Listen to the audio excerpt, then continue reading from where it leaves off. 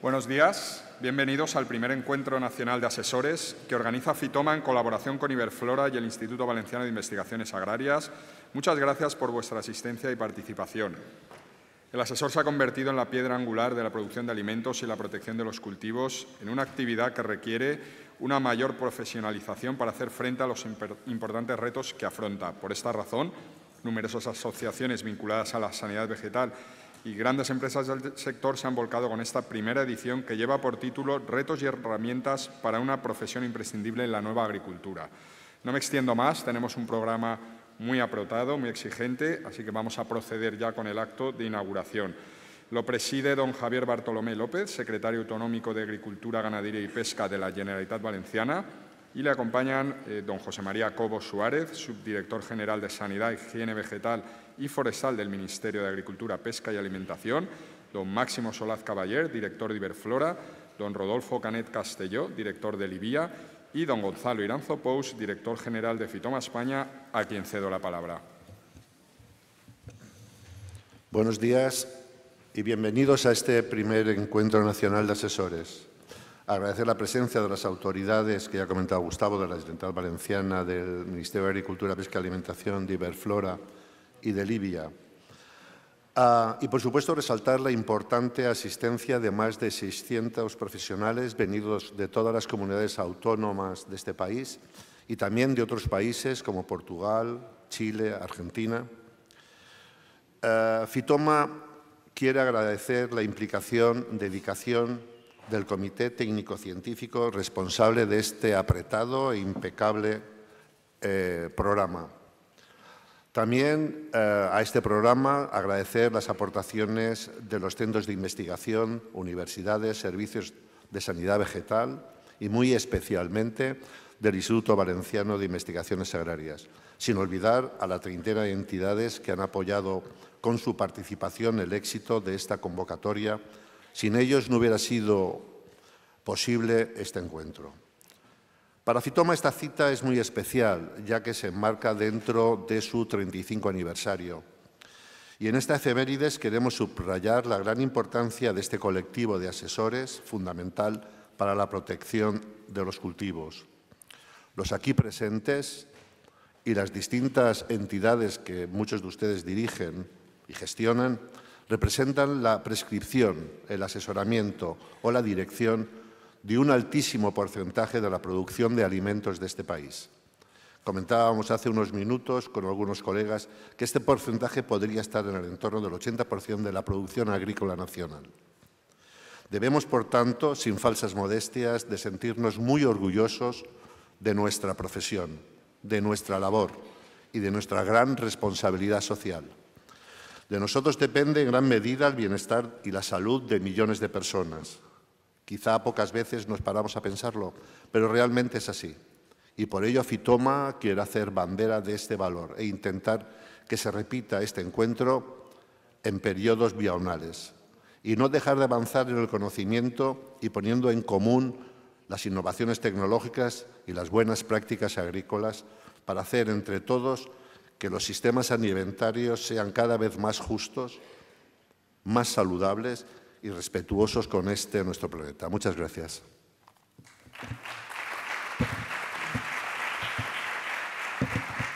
Muchas gracias, Gonzalo. Cedo la palabra ahora a Rodolfo Canet, director del Instituto de Investigaciones Agrarias. Bueno, muchas gracias a todos. Yo, desde luego, lo primero que quiero manifestar es mi gran satisfacción por estar aquí y ver esta audiencia tan extraordinaria y, desde luego, mi agradecimiento a los organizadores por su amabilidad a la hora de invitarme a estar a esta mesa. Mirad, durante mi vida profesional yo siempre he intentado estar lo más cerca posible del agricultor, pero pese a ello siempre me he dado cuenta que había un hueco, ¿no? Una distancia que yo era incapaz de superar. Y esta distancia, este hueco, no es el del lenguaje que tanto se habla, ¿no? La diferencia del lenguaje entre el generador de conocimiento, que es el científico, y el usuario, ¿no? Que es el agricultor o es el sector. esa no es la distancia, porque el agricultor es un hombre inteligente y también genera conocimiento. Luego, cuando hemos hablado, nos hemos entendido. Ese no es el hueco. Es decir, el hueco, la distancia, creo que está más en la capacidad de servicio que tenemos desde el mundo de la ciencia. Es decir, nosotros no podemos atender a todo el mundo, nosotros no podemos dar tampoco la atención personalizada que generalmente los problemas del agricultor o del sector necesitan. Y ahí es donde aparece el asesor, el técnico. Por eso es tan importante esta figura, porque son ellos realmente los que saltan la distancia, los que rellenan este hueco. En las últimas décadas, y no aquí en España, sino yo os diría que en toda Europa se ha ido perdiendo cierta... Es decir, la figura de asesor o técnico ha ido perdiendo buena parte de la atención que merece. No se ha cuidado de la manera adecuada. Esto lo he oído en muchísimos sitios. Por eso, para mí, es tan importante que se celebren jornadas y eventos de este tipo, ¿no? Porque estas jornadas muestran, ¿no?, que se está reactivando como realmente se necesita esta figura de asesor. Y por eso estoy tan contento, no solo de estar aquí, sino de ver una audiencia tan extraordinaria. Y por eso estoy también tan orgulloso de que el IBIA, como el Instituto de Investigación Valenciano, pues ponga su granito de arena. Creo que hemos traído de lo mejor de nuestra casa a este evento. Entonces, como digo, me llena de orgullo, ¿no?, que nuestro centro ponga su granito de arena en la celebración de un evento tan importante, que ya solo nos queda disfrutar y aprender mucho. Muchas gracias.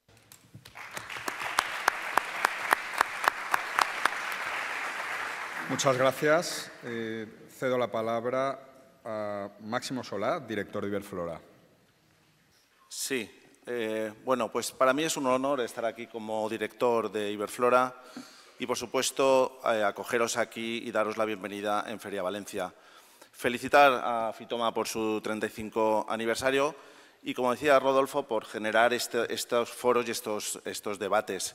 Estamos en un sistema geopolítico y económico muy cambiante y todo lo tenemos que aterrizar de alguna manera a nuestros sectores, ¿no? En cada sector tiene unas características, pero en todos ellos tenemos que controlar la productividad desde la sostenibilidad y, sobre todo, por dos vías, por la del talento, que aquí hay mucho capital humano y mucho talento, y por la de la tecnología, que he visto el programa y ahí se trata ampliamente el tema del talento y de la tecnología. Por lo tanto, aquí, pues, tratando esos dos temas, seguro que sacáis conclusiones muy interesantes. Y luego, como decía Rodolfo también, cómo está organizado de alguna manera el Congreso, en el que estamos todas las partes que tenemos que estar de alguna manera. Está la Administración, están los institutos, está el sector, están los especialistas, el talento que sois vosotros y, en este caso, está Feria Valencia también. Solo me queda que daros la bienvenida y que disfrutéis del Congreso y que sea muy provechoso para todos vosotros. Gracias.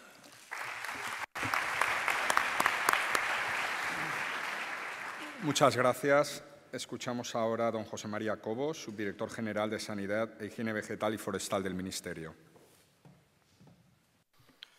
Buenos días. Antes de nada, me gustaría agradecer a Fitoma que me haya invitado a participar en esta inauguración de este primer encuentro nacional de asesores. Los asesores llevan ya más de una década establecidos en la legislación actual vigente y ya era hora de que tuviéramos un encuentro de estas características al objeto de poner blanco sobre negro la situación, los problemas y aquellos aspectos que consideremos relevantes con la experiencia de todos estos años. También tenemos una propuesta de modificación del Reglamento de Uso Sostenible de Productos Fitosanitarios, en el cual hay disposiciones inicialmente planteadas respecto al asesoramiento y las características y requisitos que deben cumplir los asesores. En este encuentro se va a tratar uno de los aspectos más relevantes de la fitosanidad actual y yo creo que futura, la gestión integrada de plagas y el papel del asesor en la misma.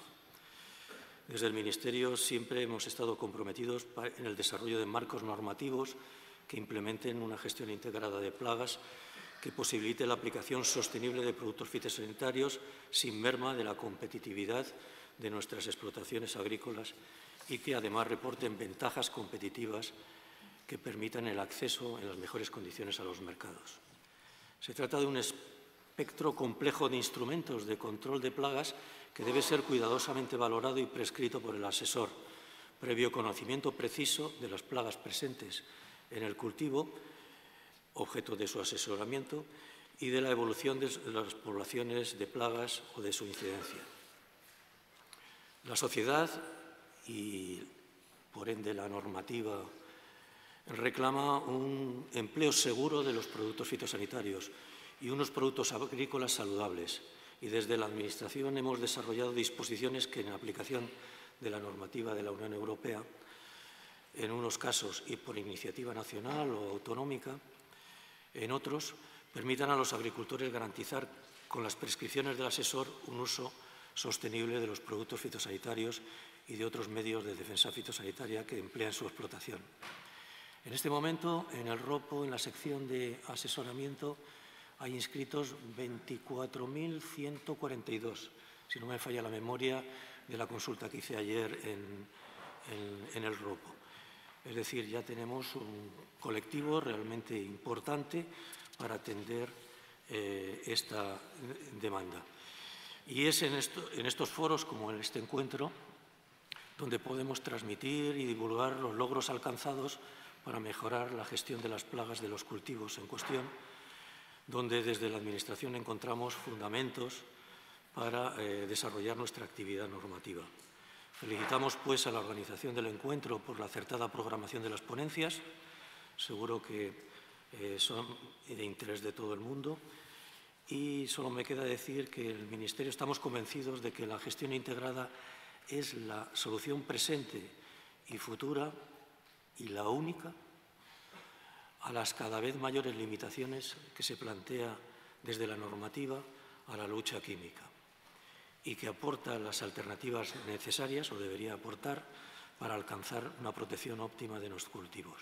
Finalmente, espero y deseo que el intenso programa de ponencias de este encuentro redunde en un caudal de información y comunicación de experiencias valiosas para todos los asistentes. Muchas gracias.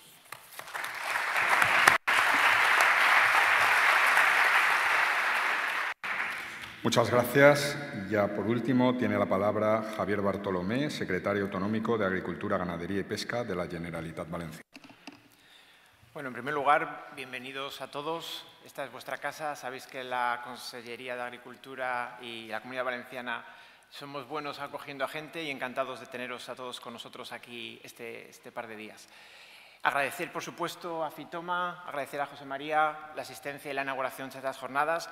Creo que lo acaba de decir Rodolfo, tenemos bajo nuestras espaldas una gran responsabilidad en el sentido que esa transferencia de conocimiento, que a veces es muy técnico y que nosotros aquí estos 2 días vamos a disfrutar, llegue realmente a nuestros agricultores. Yo creo que aquí hay mucha experiencia, mucho conocimiento, sabemos, tenemos gente que ha pisado el campo, que sabe cómo está el sector primario, al cual pues, necesita de nuestro apoyo.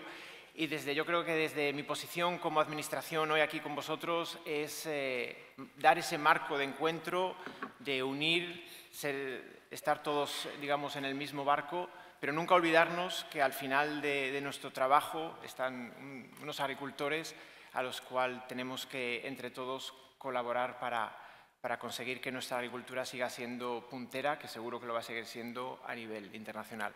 No me enrollo más, yo creo que el programa que tenemos delante es muy, muy interesante y si conseguimos cumplir los horarios, pues será fantástico para todos. Bienvenidos y muchas gracias.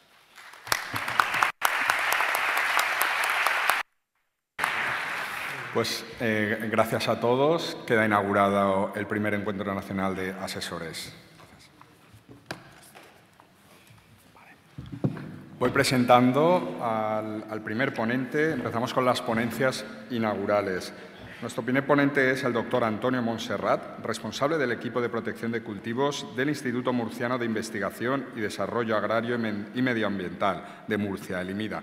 Y un ponente habitual nuestro, esta vez nos va a hablar del asesor, figura clave de una agricultura competitiva, segura y respetuosa con el medio ambiente.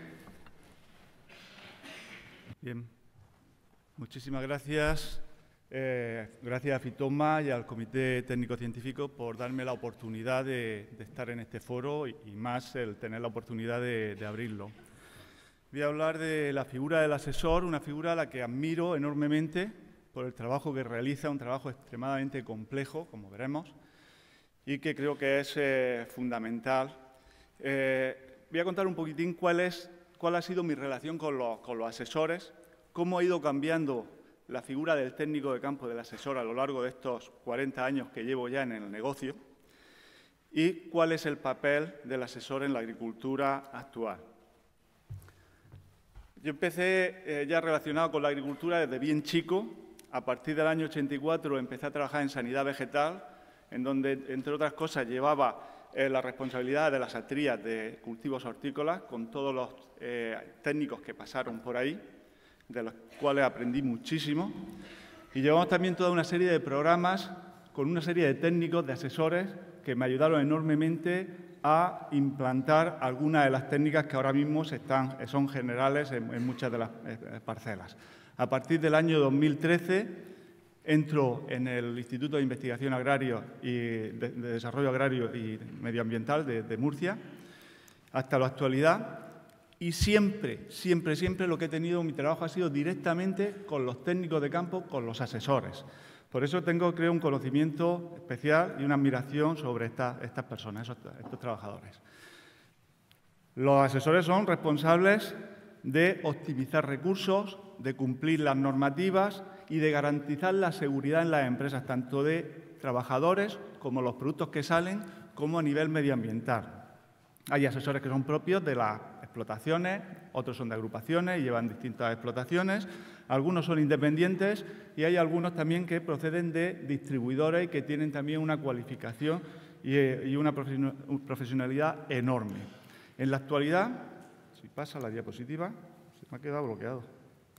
Perdón. En la actualidad, más que asesores, empiezan a funcionar ya lo que llamamos equipos de asesores, donde hay responsable agronómico, lo que es el técnico de campo de toda la vida, pero que se ha visto desbordado por toda una serie de obligaciones externas que tiene ahora mismo, con lo cual pues han ido metiendo otras personas que se encargan un poco de lo que llamo yo los formalismos, de estudiarse la normativa, de los protocolos de calidad, de las inspecciones, la auditoría, etcétera. Y a todo esto se añaden ya otros profesionales afines, como son los informáticos o de algunas nuevas tecnologías que tienen que utilizar. Hasta los años 70-80 prácticamente no había asesores en campo, lo único que había era técnicos de extensión agraria, básicamente, que jugaban un papel importante. Había algún técnico comercial y, sobre todo, había muchos vendedores que estaban presionando continuamente a los agricultores. En el año 79 aparece una figura importantísima, que es las agrupaciones de tratamiento integrado de algodón en Andalucía, y que tiene su reflejo unos pocos años más tarde a nivel nacional con las agrupaciones de tratamiento integrado en agricultura que guardan las mismas siglas. Aparecen algunas otras agrupaciones, tanto públicas como privadas, y en 2012 ya aparece definida la figura del asesor como cualquier persona que haya adquirido unos conocimientos adecuados y asesore sobre la gestión integrada de plagas y uso seguro de los productos fitosanitarios a título profesional o como parte de un servicio comercial. Hasta aquí, la prioridad de los asesores era la vigilancia de las plagas y las indicaciones de manejo, así como la introducción de todas las nuevas herramientas que iban apareciendo en cada momento de control biológico, control tecnológico. Sin embargo, después, como veremos, ha ido cambiando. Los técnicos de atrías, y voy a contar un poquitín cuál ha sido mi trabajo con ellos, han ido trabajando en meter estas tecnologías. Hemos metido técnicos también para programas específicos de control biológico de insectos vectores de virus y tecnologías de confusión sexual o captura masiva para otros cultivos. Esto no sé lo que pasa, que va muy lento. Yo he trabajado también mucho con empresas para establecer programas integrales de gestión integrada de plagas y con técnicos de las distintas empresas que suministran productos a la agricultura, desde empresas de control biológico, tecnológicos o químicos, y todos son especialmente importantes para la agricultura. Bien, no sé por qué. En principio, los técnicos de Atria se centraban en lo que era la vigilancia y asesoramiento fitosanitario de los agricultores. Empezaron ya a formalizar o a establecer una serie de pautas de control, de manejo de plagas y de justificar los tratamientos. Tuvieron una enorme oportunidad de formación, sobre todo no la que podíamos dar de la Administración, sino las reuniones que tenían entre ellos, las reuniones de campo, permitieron que se estableciera un apoyo técnico enorme y además tenían acceso a servicios de la Administración, a especialistas de la Administración que le podíamos proporcionar. Y creo que en esa época había una motivación profesional enorme, se disfrutaba del trabajo y del entorno en el que se trabajaba. Estas son algunas imágenes de técnicos con los que he colaborado en distintas ocasiones. Era un trabajo, creo, apasionante, y esto no sé por qué va súper lento. Recibían una formación enorme con reuniones, con cursos, con especialistas que llevábamos, igual que se hace en Valencia, igual que se hacen en otras comunidades, y sobre todo con mucho trabajo de campo, en el cual desarrollamos montones de herramientas que ahora están funcionando, es decir, técnicas que se iban desarrollando en determinados centros de investigación o por algunas empresas de control biológico, control tecnológico, lo hemos ido desarrollando nosotros en campo con los técnicos de Atria, básicamente. Y les puedo decir que era un trabajo, no sé por qué esto, enorme, que se ha ido implantando y que al final lo que se ha hecho ha sido hacer una gestión integrada de plagas desde todos los puntos de vista, desde el control biológico, control tecnológico, respeto medioambiental, etcétera. Y les decía que era un trabajo satisfactorio hasta que ha empezado a complicarse. En la actualidad, el trabajo de los asesores es un trabajo de los más estresantes que existen. Yo conozco ya varios técnicos que después de más de 20 años trabajando en determinados cultivos han dicho hasta aquí he llegado, me voy porque no aguanto la presión que tenemos ahora mismo, la falta de herramientas. Aparecen nuevos plaguicidas que no están bien desarrollados todavía para funcionar en condiciones óptimas en campo. Hay una retirada enorme de productos que ya no podemos controlar determinadas plagas o nos aparecen otras secundarias.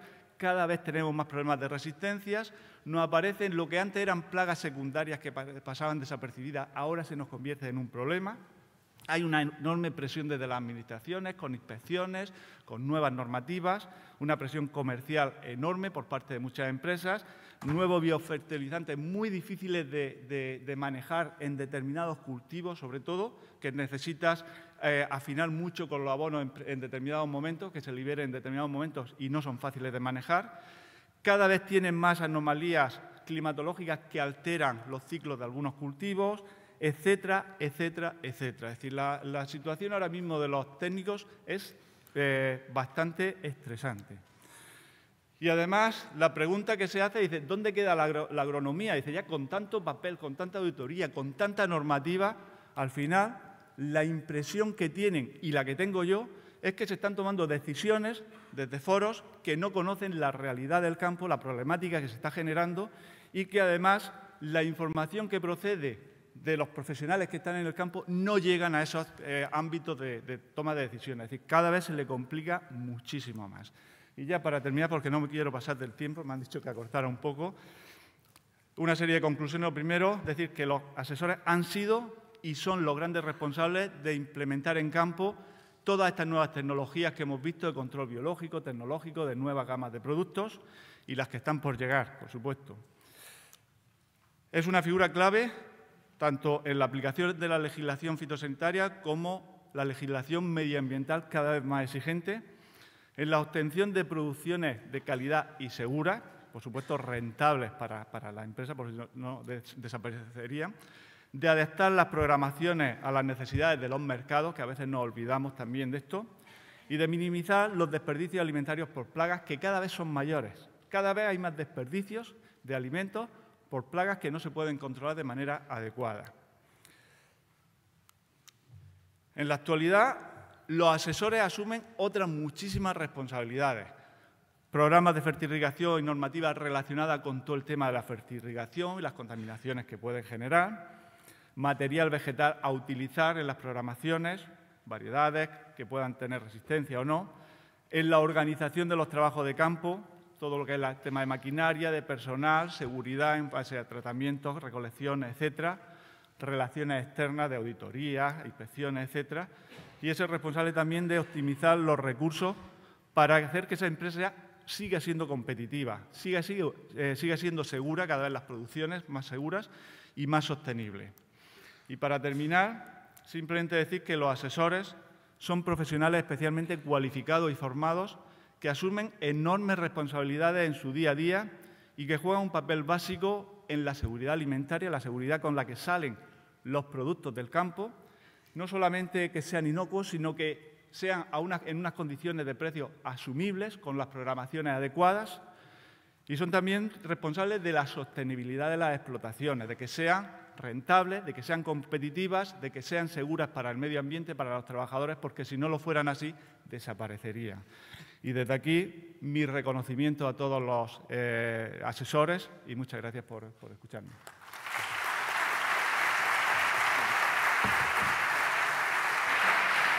Muchas gracias, Antonio.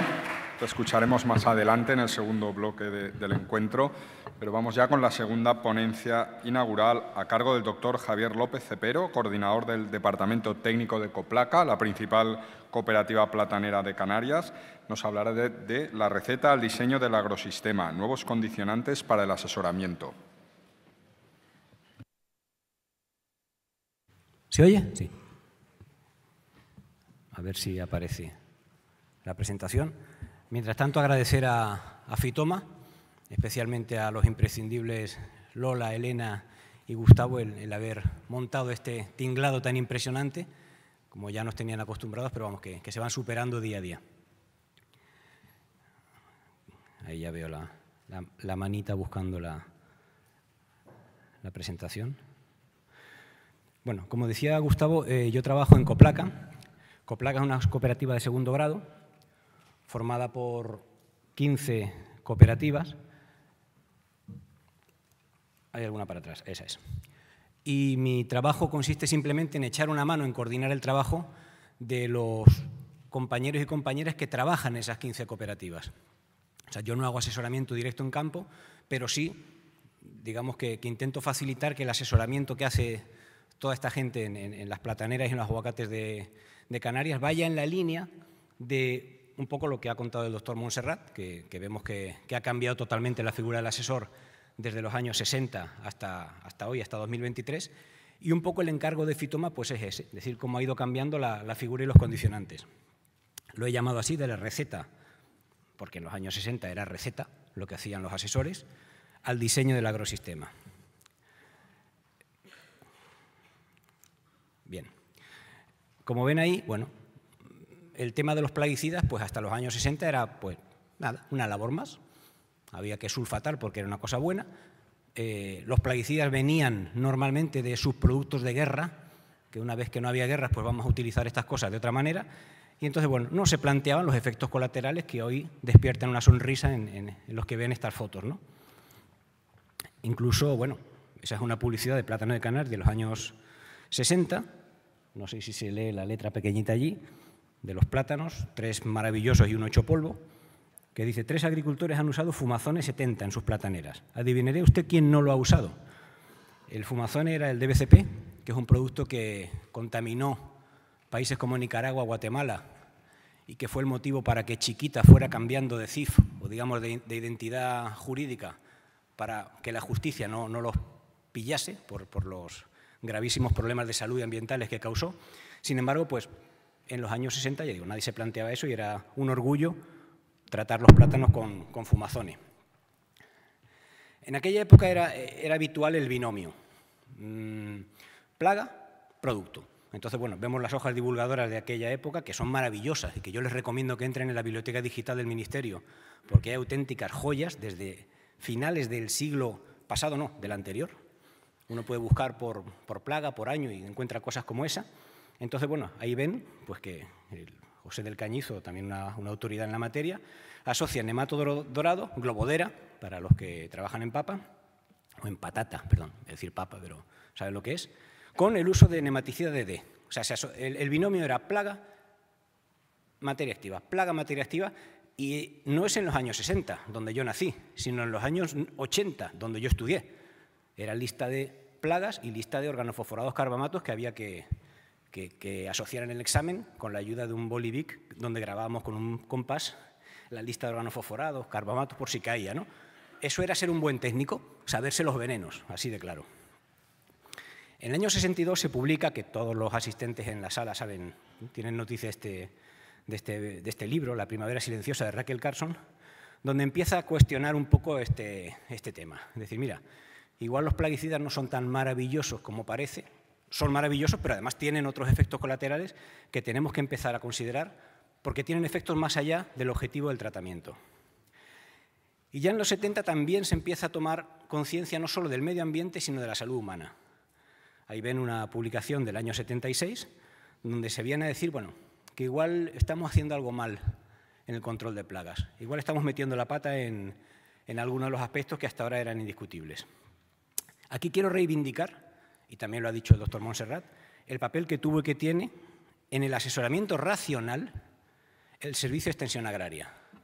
Desde los tiempos aquellos del 4 latas, que comentaba con Laura, la gallega, o el Dian 2 caballos ese, hasta las Berlingo de hoy en día, el agente de extensión agraria siempre ha estado a pie de obra, a pie de campo, un poco intentando que el uso de fitosanitarios fuera racional y hoy en día demostrar que hay otros caminos más allá de los fitosanitarios. Bueno, así un poco en resumen, la evolución de lo que se han encontrado los asesores para trabajar es lo que ven ahí. Desde los años 60, donde tratar era una labor más, hasta los años 90, digo ahí tratar, pero cuidado, productos autorizados y menos veces, y como me han obligado a pasar de PowerPoint a PDF, pues ha faltado la última línea, que dice que en el siglo XXI es tratar la última opción. O sea, siempre hay alternativas antes de. Me encanta esa portada del libro de plagas del campo, donde vemos un paisano tratando, no sé si será con agua a presión, como hacemos ahora en la platanera, pero no lleva ningún tipo de EPI, ¿no? Entonces, bueno, en aquella época eso no se planteaba como algo extraño.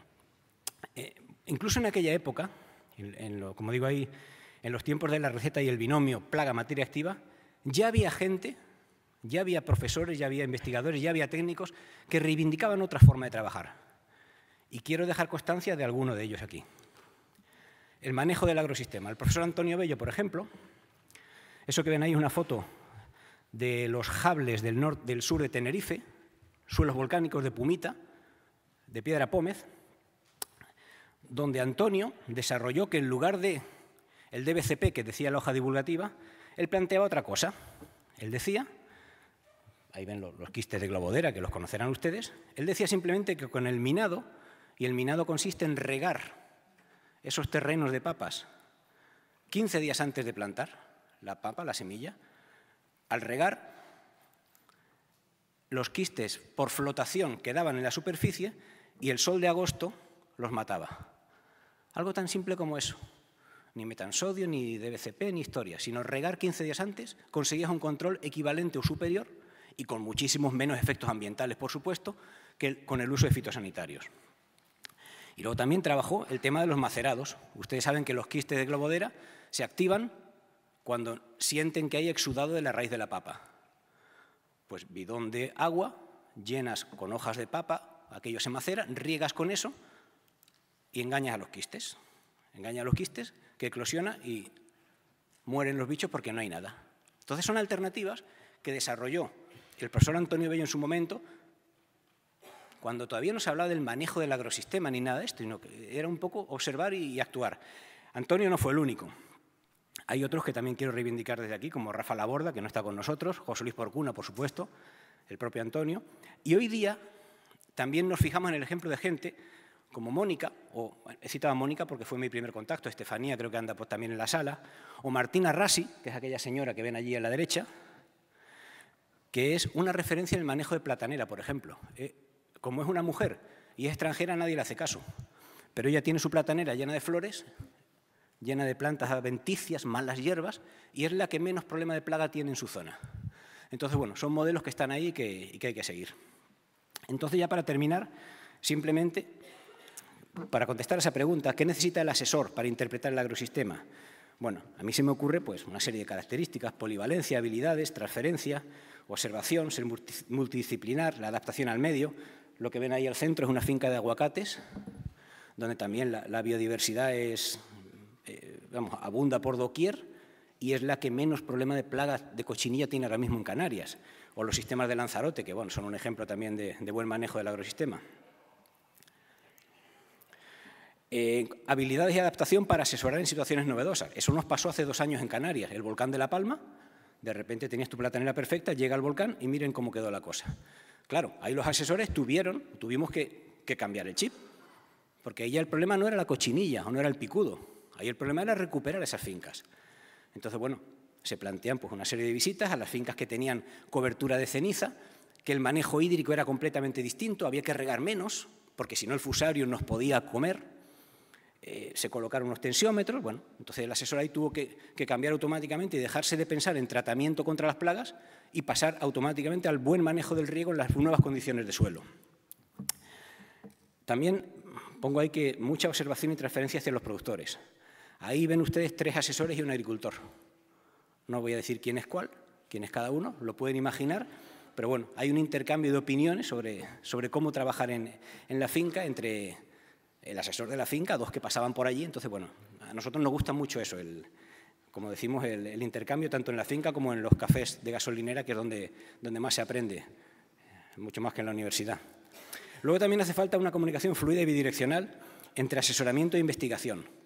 Pongo aquí como ejemplo al doctor Federico Laich, que lo ven ahí con una gorra y una camiseta. Él es doctor, profesor de investigación en el ICIA y acude a finca, toma muestra con el técnico asesor que es el que se ve a la derecha, el encargado de la finca, el perro. Está todo el mundo atento a lo que cuenta Federico Laich sobre el manejo del fusario en TR4.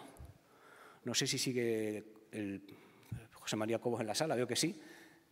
Creo que ya tenemos el plan de contingencia contra el TR4 casi listo y es una cosa que nos urge bastante. Aprovecho para recordarlo aquí. Entonces, bueno, digamos que desde el ICIA hay un asesoramiento también, no solo la investigación del laboratorio. Hay que tirar de ellos, pero vienen a campo y trabajan con nosotros para estar ahí en el día a día, ¿no? Hace falta mucho intercambio multidisciplinar, como ven ahí, de información y experiencias. Ahí en esa foto pueden ver ustedes a Jesús Quintano, que es un especialista en fauna auxiliar, a Santi Pereira, técnico del Cabildo de Tenerife. El de la camiseta azul es Tomás, que trabaja en una empresa de cría de bichos auxiliares, y Fran Ruiz es asesor en temas de Global Gap. Entonces, bueno, están todos ahí discutiendo sobre el tema de las islas de vegetación, cómo se puede enfocar esto, el nuevo reglamento, los auxiliares adecuados. Bueno, mucho intercambio hace falta. Entonces, bueno, ya quedan 2 diapositivas solo. Yo creo que todas esas características de polivalencia, habilidades, transferencia, observación, ser multidisciplinar y adaptación pueden tener un foro muy adecuado en este encuentro en el que estamos. Entonces, lo ideal es que aquí ocurra lo que no ocurre en muchas ocasiones, que es que el día después nadie se acuerda, sino que de aquí salgan propuestas reales, redes reales y pautas de trabajo para que el trabajo de los asesores sea, como comentó el doctor Montserrat, cada vez más reconocido y cada vez más importante. Y termino con esto. Muchísimas gracias.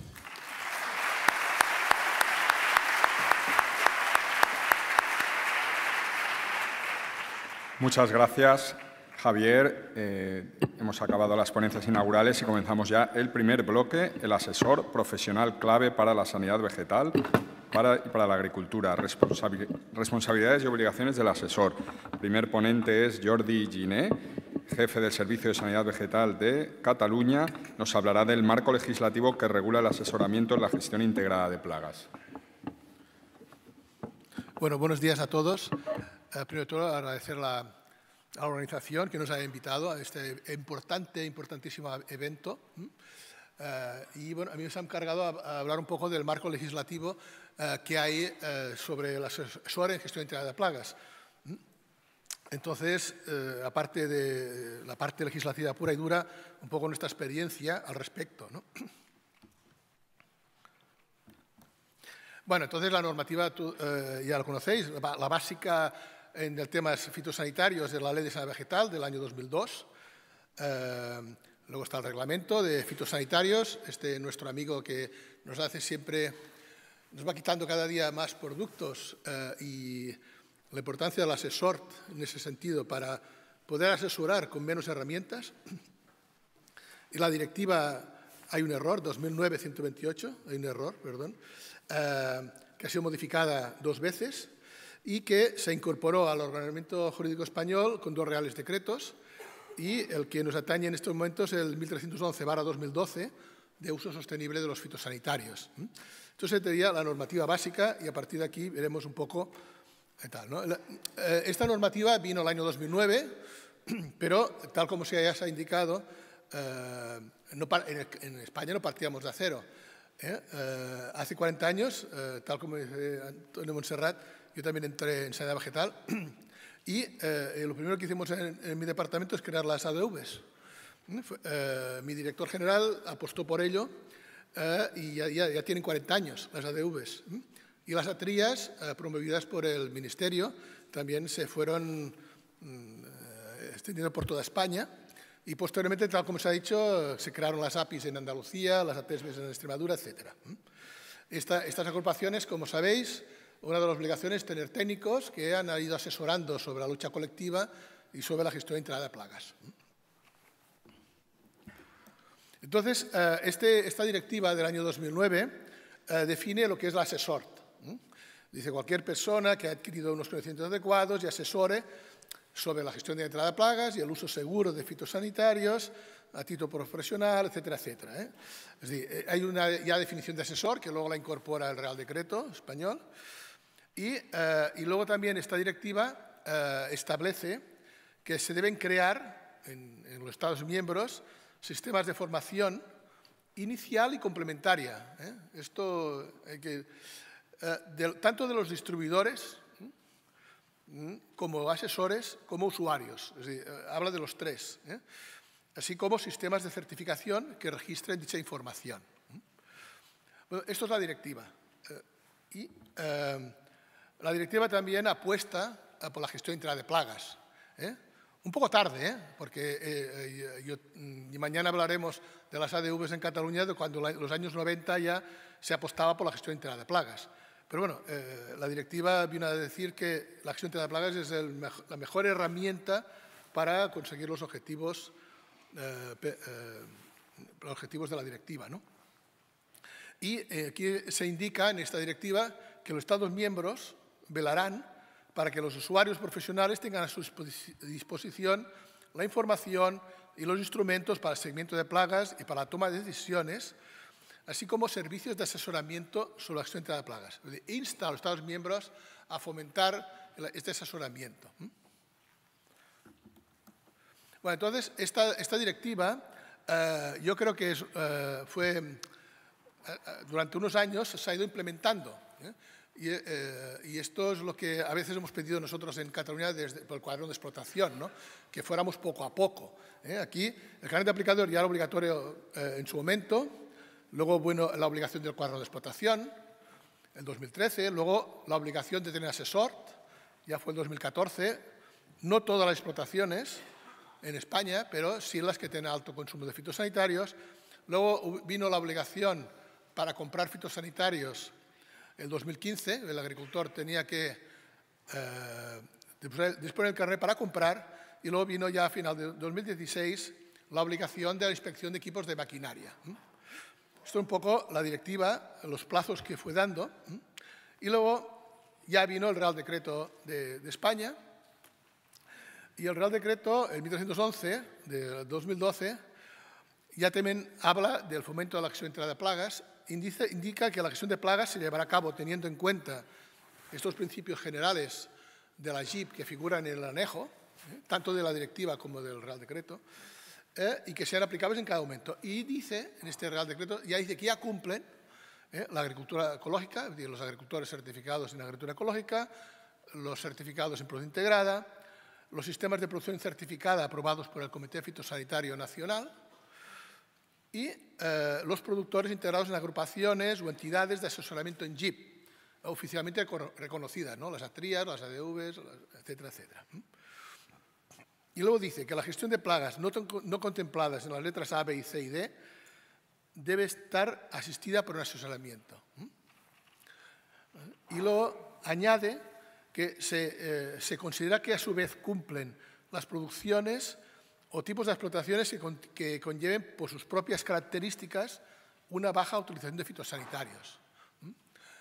Y esto fue difícil de comprender, pero al final ya lo hemos asumido, ¿no? Hay una serie de agricultores que ya cumplen, otros que necesitan asesoramiento concreto y otras que no necesitan asesor. Hasta el momento. Esta obligación de disponer de asesor, hay en la web del Ministerio de Agricultura, como sabéis, hay un listado de los cultivos exentos de asesor, cereales, maíz, fruta seca, forrajes. Otros exentos si superan las 5 hectáreas, caso del olivo, la viña, la patata, la alfalfa de regadío. Y otros no exentos si no superan las 2 hectáreas, como frutales, hortalizas de regadío, arroz, etc. Y luego dice que independientemente de la medida de cada parcela, cuando en una explotación se superen las 5 hectáreas de cultivos no exentos de asesor, esta parte de la explotación debe ser asesorada. Bien, y esto figura en la página web del Ministerio de Agricultura. Luego también indica este Real Decreto que este asesoramiento tiene que ser realizado por una persona técnica que pueda acreditar la condición de asesor en JIP, se efectuará siguiendo los principios generales de la JIP, debe quedar reflejado documentalmente y el asesor tendrá en cuenta en su actividad de asesoramiento las guías por cultivo o grupo de cultivos publicadas en la web del MAPA. Y, bueno, se ha hecho un esfuerzo muy importante en España, hay prácticamente guías JIP para todos los cultivos, y se pueden ver en la web del Ministerio. Están, ya digo, para todos, incluso para parajes y jardines, etcétera, y para todo tipo de cultivos. La acreditación de la condición de asesor dice que el asesor será aquel quien acredite que delante de la comunidad autónoma estar en posición de la titulación habilitante, no universitaria, titulación habilitante. Para ejercer como asesor es necesario estar inscrito en el ROPO. Y dice que este asesor se inscribe en una comunidad autónoma, pero vale para toda España, para todo el territorio nacional. En el ROPO, sabéis que en el ROPO hay 4 secciones, bueno, en Cataluña tenemos 5, porque están las ADVs también registradas, pero hay una sección de asesores en JIP.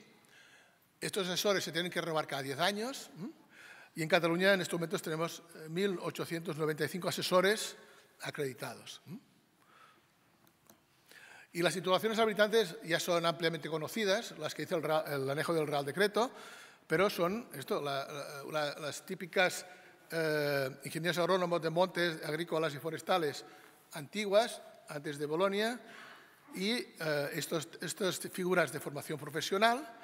Y luego, posterior a Bolonia, doncs, han de tener como mínimo 40 créditos en materia relacionadas directamente con la producción vegetal, de las cuales 12 tienen que ser específicas de sanidad vegetal. Esto es lo que comprobamos las comunidades autónomas cada vez que viene un asesor a inscribirse en el ROPO. El problema que hay aquí es que ya difícilmente los de las escuelas agrarias salen con los créditos suficientes, con lo cual aquí hay unos problemas que tenemos de formación, porque tienen que buscarse créditos para poder ser asesor y es un problema complicado. La normativa también dice que el asesoramiento debe contemplar el riesgo de la contaminación de aguas. Es un tema que tiene que garantizar que el agricultor cumple las bandas de seguridad de 5 metros mínimo. Los productos herbicidas especialmente se habla de 10, 15 o 20 metros y la banda de seguridad de 50 metros a los puntos de captación de agua para consumo humano o animal. Entonces, el asesor tiene esta responsabilidad de contemplar en el documento de asesoramiento el tema del riesgo de contaminación de aguas. Luego está el tema de los ámbitos no agrarios, aunque aquí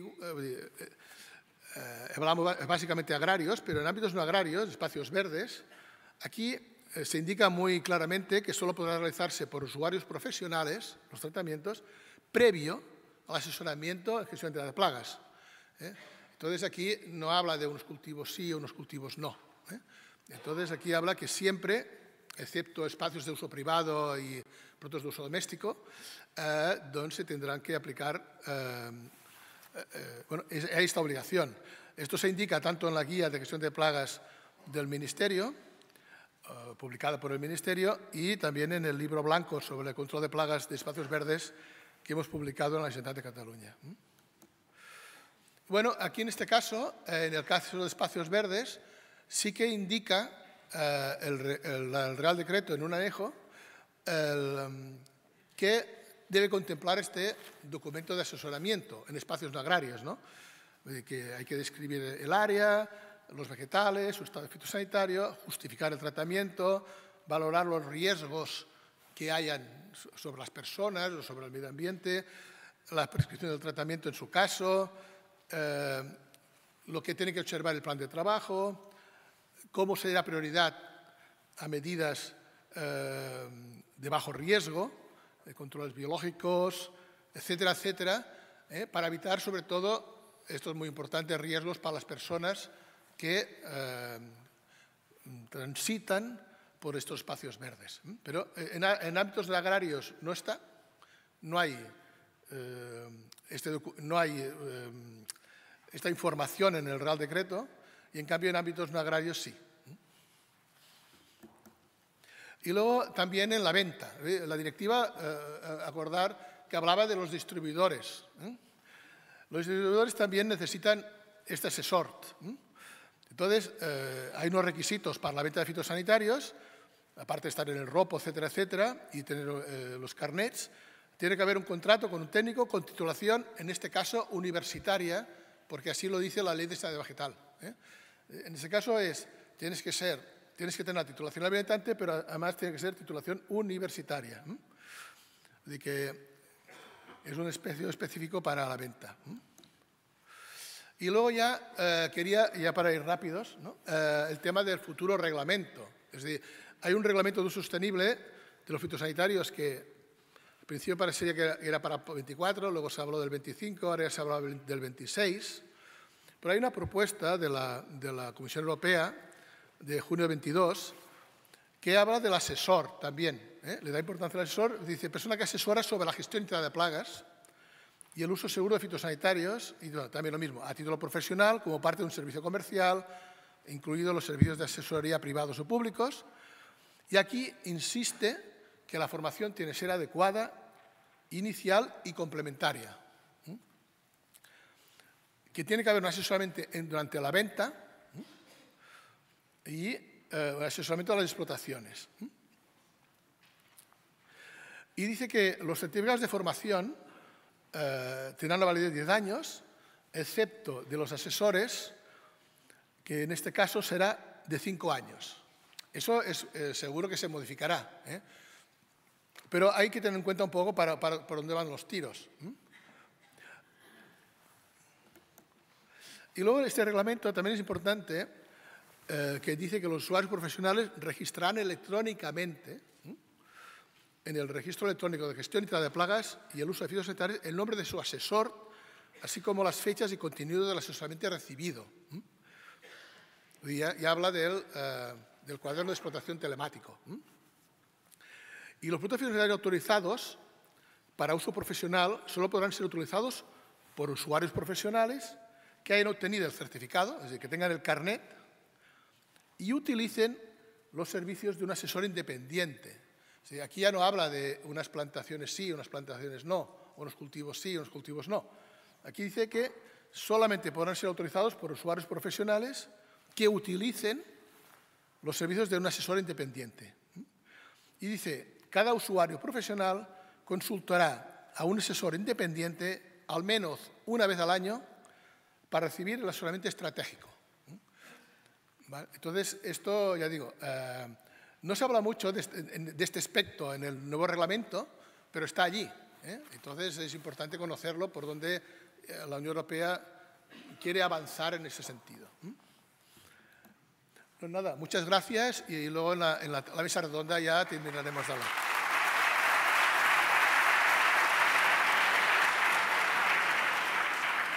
Muchas gracias. Jordi, no lo he comentado al principio.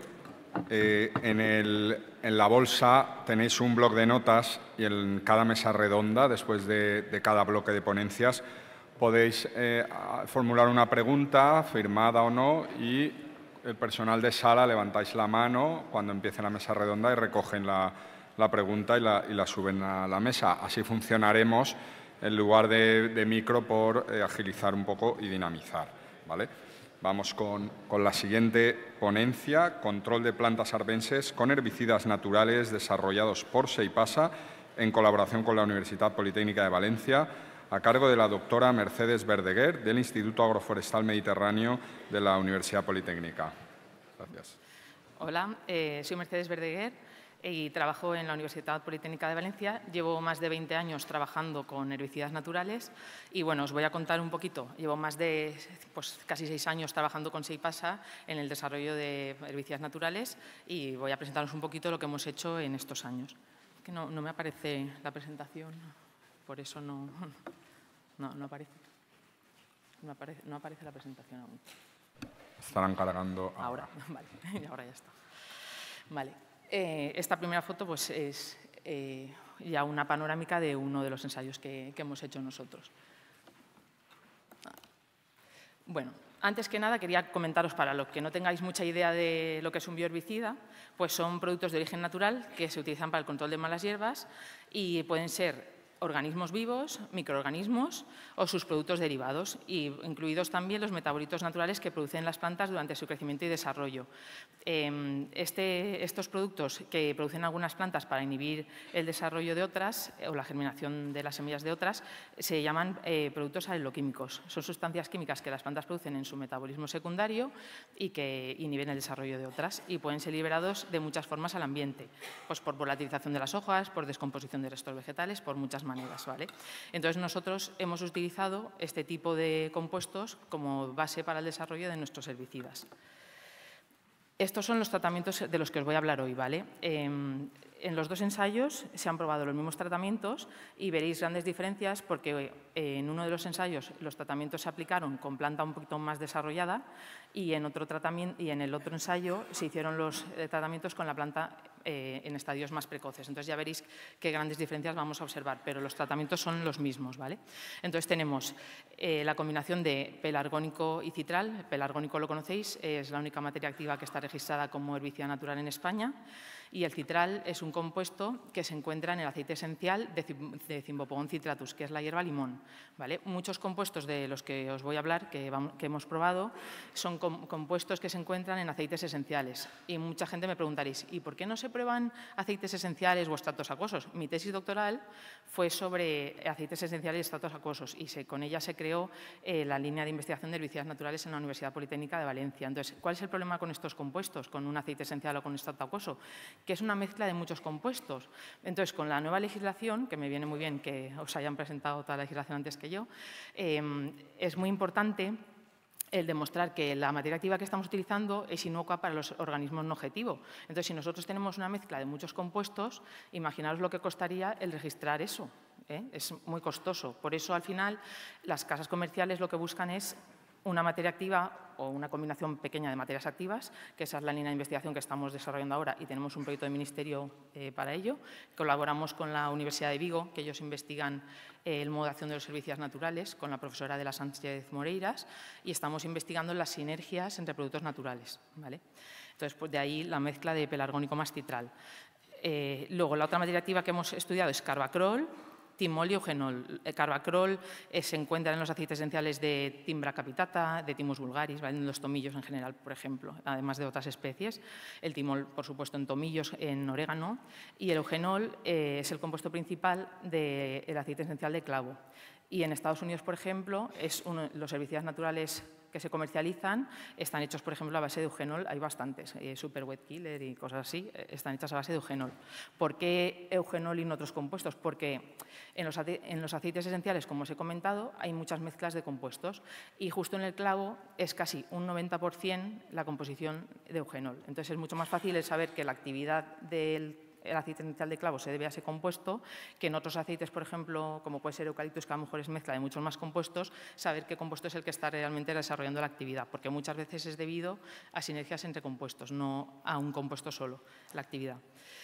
Luego hemos probado paracimeno, que se encuentra en muchos aceites esenciales, por ejemplo, en eucaliptus, en tomillos, ¿vale? En muchos. Y luego hemos utilizado como referencia glifosato, pelargónico que se encuentra en el mercado y oxifluorfen.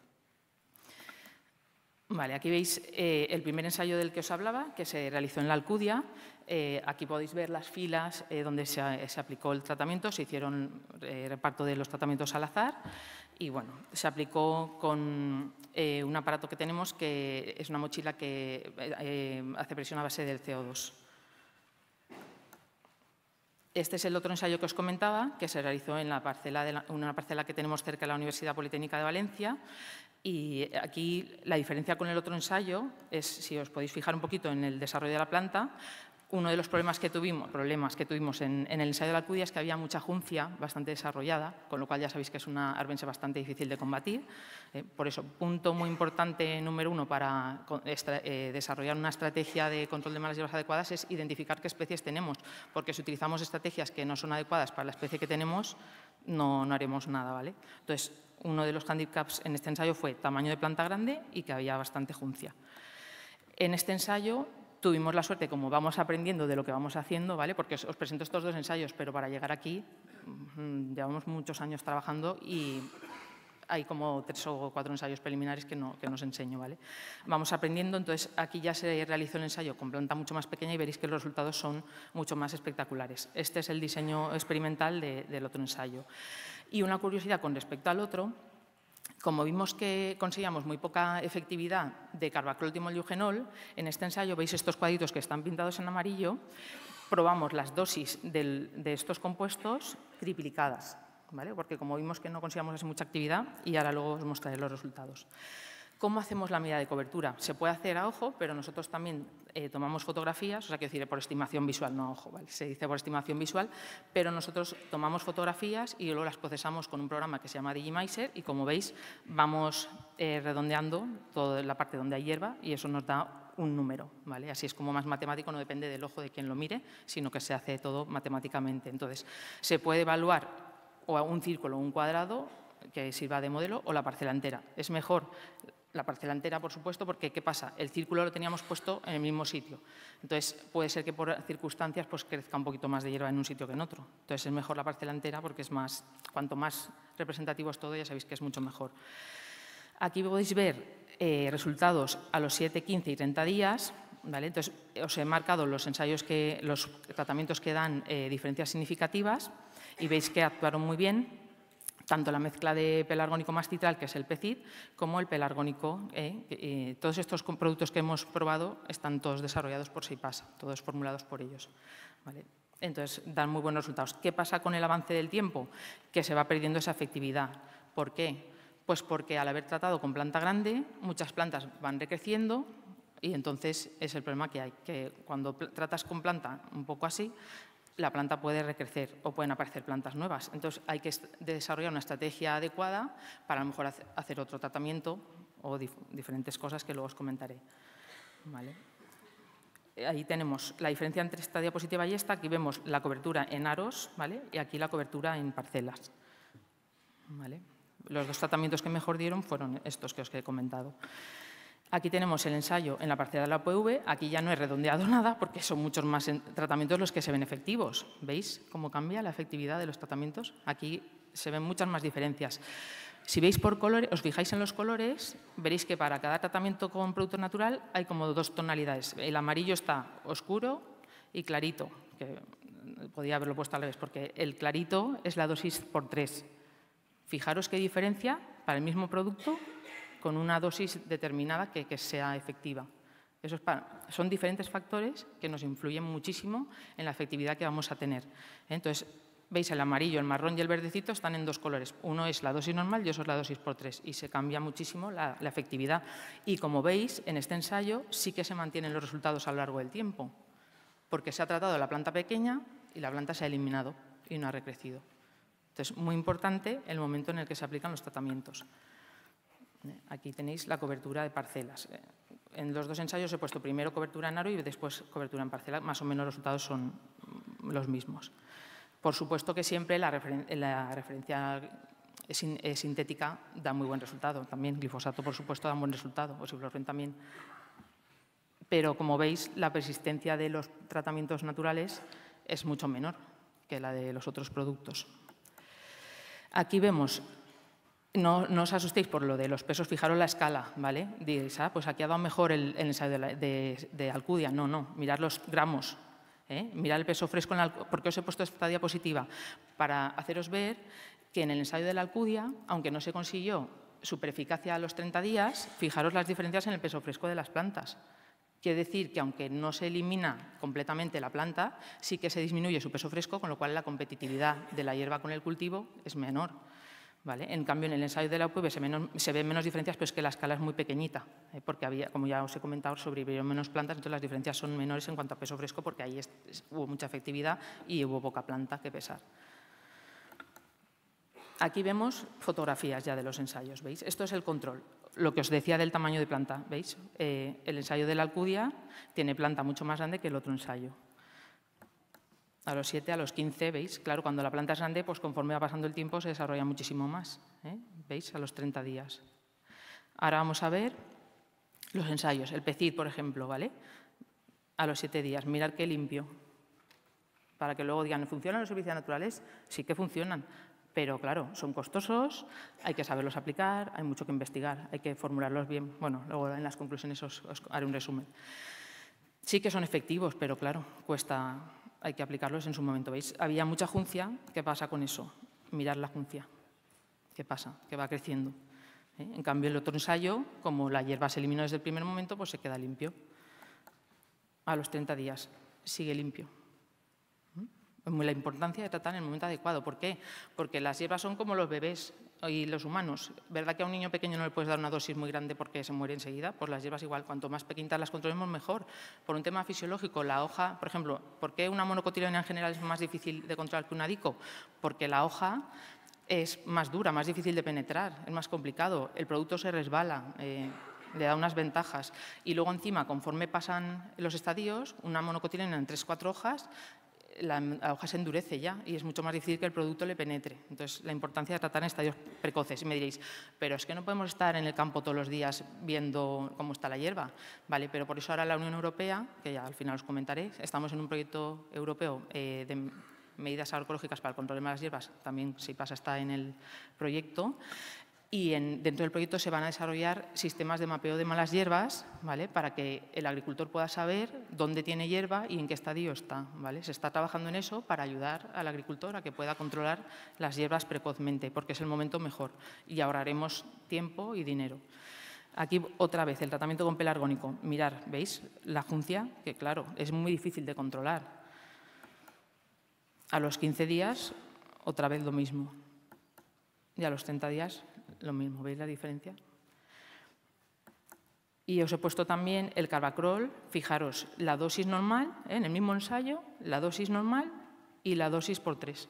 Mirad qué diferencia. A los 7 días, a los 15 y a los 30. ¿Veis la diferencia? Y lo mismo para el timón, también. Mucho más limpia la parcela con dosis por 3. Aquí ya un poco menos. Claro, cada compuesto tiene una efectividad, ¿vale? Os pongo primero los más efectivos, voy cambiando efectividad. ¿Vale? Lo mismo con el eugenol también. ¿Veis? Y bueno, como conclusión de todo esto, hemos visto que diferentes factores pueden afectar la eficacia del tratamiento. Entonces, es muy importante identificar qué especies tenemos para poder saber qué estrategia vamos a desarrollar, si el herbicida que tenemos le va a afectar o no. Tratar en estadios fenológicos precoces, lo ideal sería entre 2-4 hojas, ¿vale? aplicar las dosis adecuadas, que claro, en el mundo de los servicios naturales está muy por determinar, porque es muy costoso desarrollar ensayos en campo, porque el producto no lo vas a comprar ahí, te lo tienen que desarrollar. Gracias a SIPAS hemos avanzado muchísimo porque nos ayuda a formular los productos y poderlos ensayar en campo, porque la mayoría de compuestos que estamos ensayando no se mezclan con agua. Yo no los puedo testar.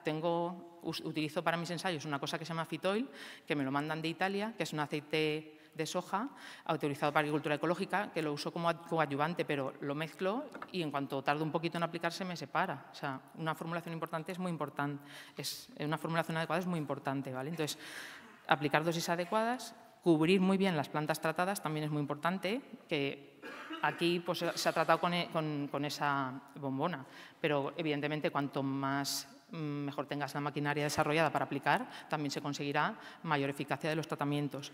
Luego es muy importante, como hemos visto, la formulación de los productos y desarrollar una correcta estrategia de aplicación, pues a lo mejor repitiendo tratamientos o lo que se vea que es adecuado para cada especie, ¿vale? Y bueno, aquí os quería presentar un poquito los resultados de esta gran colaboración que estamos llevando a cabo. Llevamos más de 5 años trabajando juntos. Tenemos ya 3 artículos en revistas de alto impacto científicas publicados, 2 ahora mismo en revisión, que uno es sobre sinergias entre productos naturales y es el primer artículo que se publica sobre sinergias entre productos naturales como herbicidas.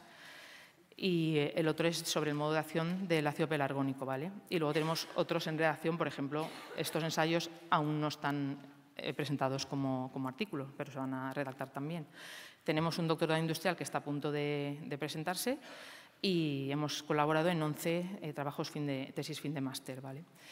Y ahora mismo el proyecto futuro que tenemos así más inmediato es este proyecto, AgroSUS, que se llama, se van a estudiar estrategias agroecológicas para el manejo sostenible de las malas hierbas en cultivos clave europeos, y os invito a participar a todos porque la verdad que es un proyecto que pretende involucrar mucho a agricultores y partes interesadas. De hecho, vamos a empezar con encuestas a agricultores y a gente del sector para determinar en qué hierbas son problemáticas, cómo funcionan los herbicidas, qué medidas agroecológicas creéis que pueden funcionar mejor. Entonces se harán grupos de trabajo y con las decisiones que se tomen entre todos ya se irá a campo. O sea, primero lo que se va a hacer es contactar con gente del sector y hacer unas encuestas, hacer unos grupos de trabajo y a partir de ahí ya trabajaremos.